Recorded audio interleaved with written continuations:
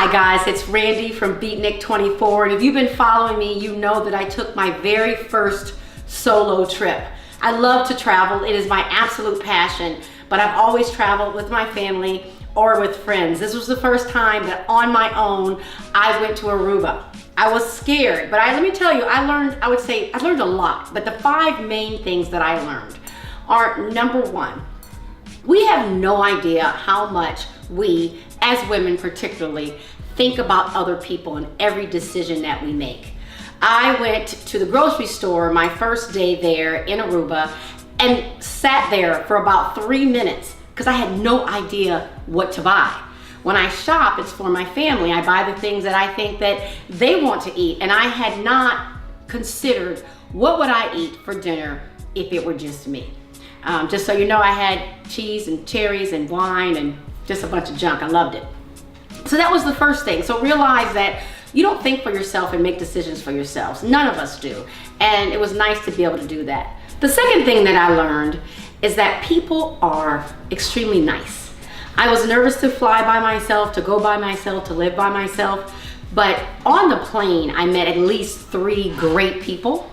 And we went grocery shopping together, we went to dinner together, and I ended up knowing my security guards. I met people everywhere I go. So most people in the world, while we hear terrible stories, most people are actually extremely friendly. The third thing that I learned is that it's so nice not to stay in a resort, but to stay in either an Airbnb or a Black-owned company called Inclusive.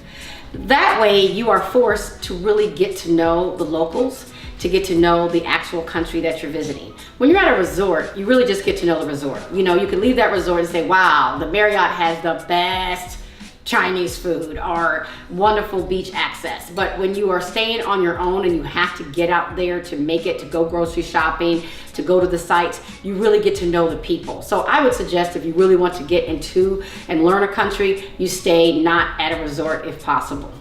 The fourth thing that I learned is that I like myself. And that is a powerful thing.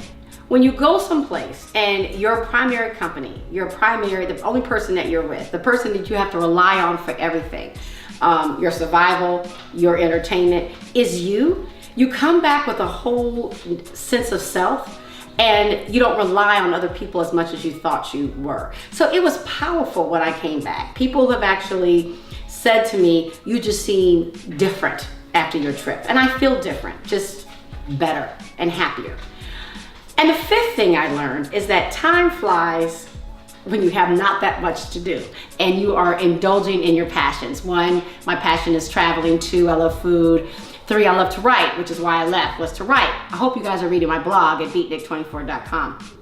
And so, you know, my family was calling me and my friends were calling me and they were saying, oh my gosh, we miss you so much. And I had to struggle and say, do I tell them I miss them? Because yeah, not really.